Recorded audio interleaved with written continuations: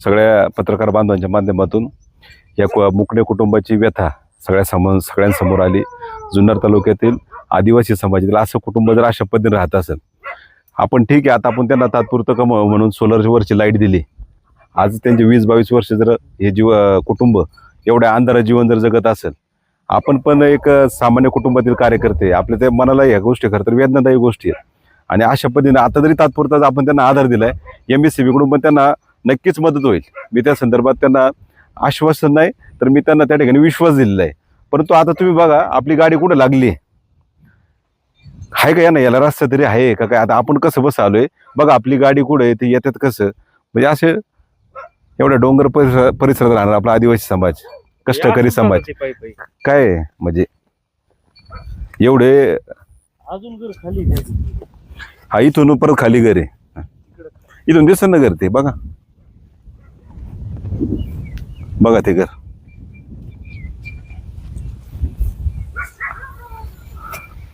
ते घर कुठं, त्या रस्ता कुठं, हा आदिवासी समाज पण आपला हा जो भाग आहे हा पण आपल्या तालुक्यातच आहे ना। अशा पद्धतीने अशी मानसिकता नाही पाहिजे खरं तर। इथले रस्त्यांची काय अवस्था आहे, एकदम दयनीय अवस्था आहे। एखाद्या उद्या म्हणजे एकदम अवघड अवस्था आहे, एखाद्याला उद्या दवाखान्याचा काही विषय आला तर कसे जात असतील लोक। अहो त्यांच्या एवढ्या घरात विचू काटे म्हणा, साप म्हणा, त्याच्यामुळे ते म्हणले एवढं बाळा अंधारात म्हणजे विचू काट्याची भीती, सापाची भीती म्हणून मला नातीला ठेवता नाही आलं। म्हणजे एखाद्या आजीनी त्या ठिकाणी त्यांचं जे नातीवरचं प्रेम अशा पद्धतीने जर तुटत असेल तर उपयोग काय? त्यांचं ते पाणी वगैरे घ्यायला किंवा चार्जिंग करायला येतात, तर ते संबंधित व्यक्ती हे जे मालक हे काहीतरी त्यांना हरकत करतात। आता मी काय म्हणतो, हे किती सदन कुटुंब दिसते। मी काय म्हणते, ते तुमचे असं तुम्ही घरातले एकाच कुटुंबातले ना, आता सगळे तुमचं ट्रॅक्टरवाडी सगळं सदन वाटते, समजून घ्यायचं ना, तो पण भाऊचे ते पण वहिनीचे तुमची, वाईट वाटतं म्हणजे काय हा नातेसंबंधामध्ये मी म्हणतो काही असू द्या, तुमचं काही जमिनीचं असू द्या, पण अशा पद्धतीने नाही अन्याय आला पाहिजे। शेजारी आसपास जो पाणी देईल किंवा काय करेल त्यांना त्रास होतो, पाणी देऊ नये म्हणजे बघा ना, पाण्याचं म्हणजे पाण्यापासून पण वंचित ठेवलंय एखाद्याचं पाणी तोडू म्हणजे एवढ्यापर्यंत। मला असं वाटतं आता MSCB ला पण मी अधिकाऱ्यांना भेटणार आहे आणि पोलीस अधिकाऱ्यांना पण ह्या गोष्टी सगळी ही भीषणता, मी भीषणताच म्हणतो, आणि वास्तविकता हे पोलीस डिपार्टमेंटला पण सांगल, हे अशा जर पद्धतीने यांची वागणूक असेल तर यांना जागेवर आणा। हे काय आहे म्हणजे एखादं तुम्हाला काय जीवन उद्ध्वस्त करायचं काय? तुम्ही त्यांना नातेवाईकांपासून तोडलं, मुलाबाळापासून तोडलं, आणि एवढा अंधारात त्या तुम्ही स्वतः परिस्थिती पाहिली। तुमच्या एका पत्रकाराला वर डोक्याला लागलं, ते बिचाराला त्याच्यावर एवढी वाईट परिस्थिती आली त्या पत्रकारावर। म्हणजे अशा पद्धतीने लोक एवढे 20-22 वर्ष राहतात संदीप भाऊ, आपल्या एक दिवसात असा एवढ्या पद्धतीने जर त्रास वाटलाय, कशी जगत असेल एवढ्या वर्ष, हे आपण नाही सहन करू शकत।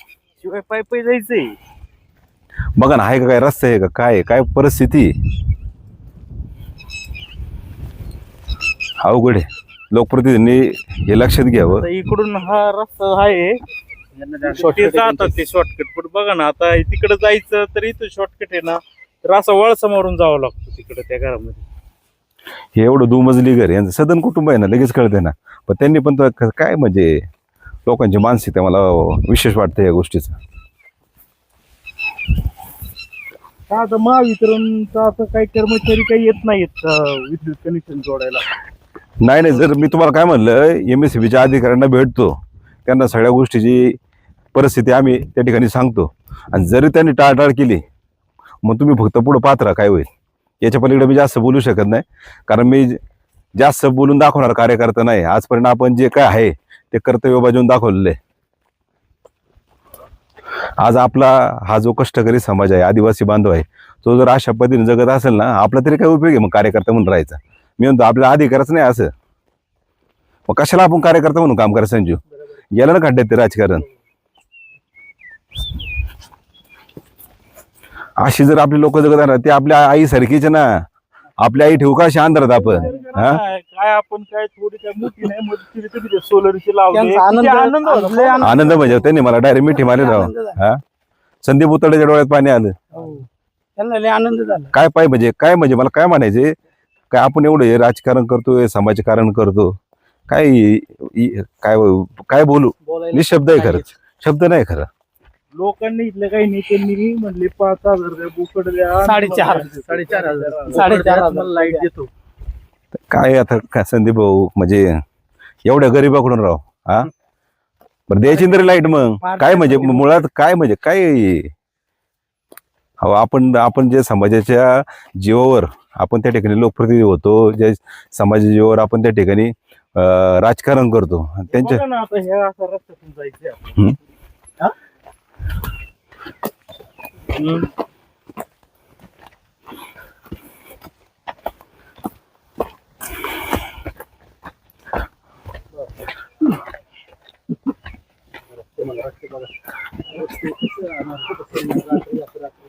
पहाटे 4 वाजता उठायला लागतं सूरज भाऊ.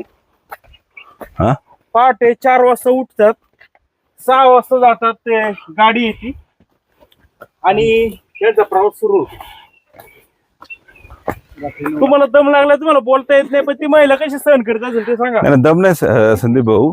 मुळात मी या गोष्टीचा विचार करतोय की कशा पद्धतीने ते राहत असतील.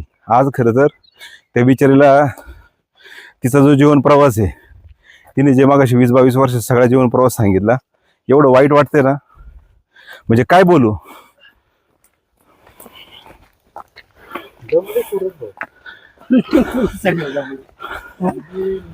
रोज करायचंय प्रवास. 1.5 किलोमीटर आहे अंधारामध्ये.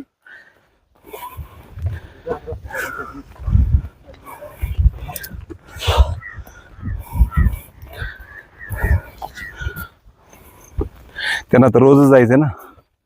आपण समजा एक दिवस आलोय, यांना रोजच असं जायचंय.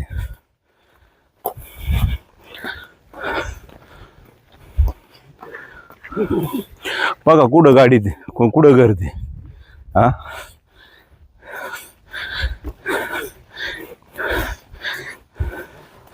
महाराष्ट्र सरकारला दाखवा. अरे तुम्ही फोडाफोडीला एवढे 50-50 कोटी रुपये द्या संदीप भाऊ, कायला म्हणजे अवघड आहे.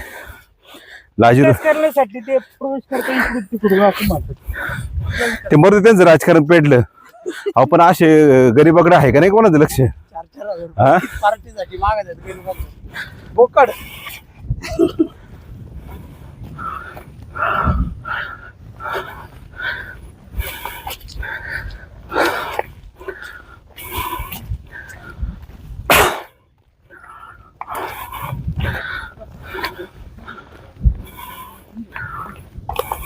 असे आता हे मला सांगा, 20 वर्षांपासून इथं कोणतं चायनीज गेलं नाही, कोणते काही लोक गेले नाही, असे किती लोक आहेत अशी जगत असते.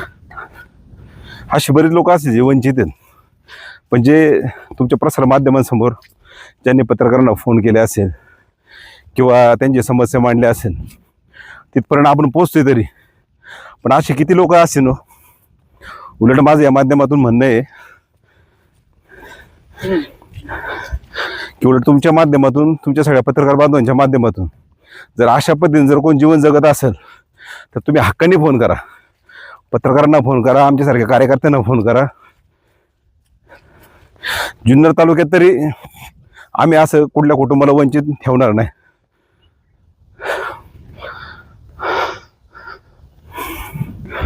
बघा संदीप भाऊ, कुठं रस्ता कुठं ते घर हा लागला आपल्याला येता येता. पाऊस झाली. ती महिला रोज 4 वाजता 6 वाजता इथे जाते, 8-9 वाजता अंधारामध्ये जाते. आपण दिवसा चाललो.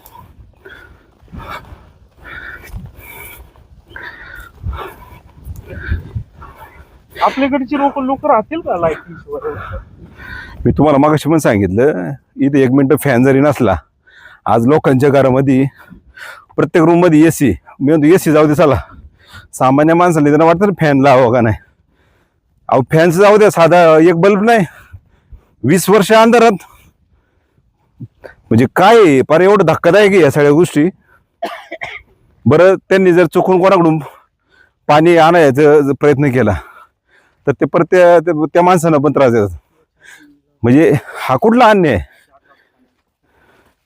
पोलीस डिपार्टमेंट पण याचं लक्ष दिलं पाहिजे संदीप भाऊ.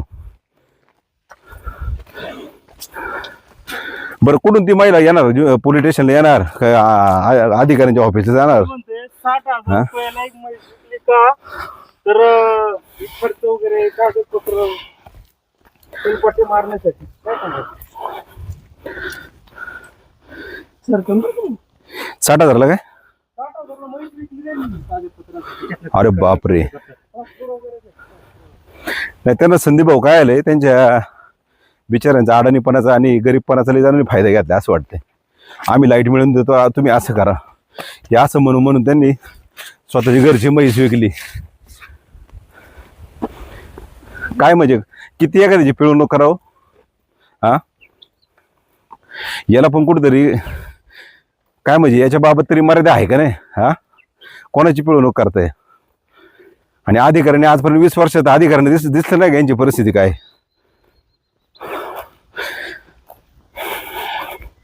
संदीप भाऊ जाऊ द्या, आपण शेवटी जे काम करतोय सामान्य माणसासाठी करतोय. तुम्ही असो किंवा आम्ही असो, तुम्ही जरी पत्रकार जरी असले पण तुमच्या मनात पण एक समाजाप्रती एक भावना आहे. तीच भावना खरं तर आपल्याला जपायची सगळ्यांनी. चालेल, धन्यवाद भाऊ, थँक्यू.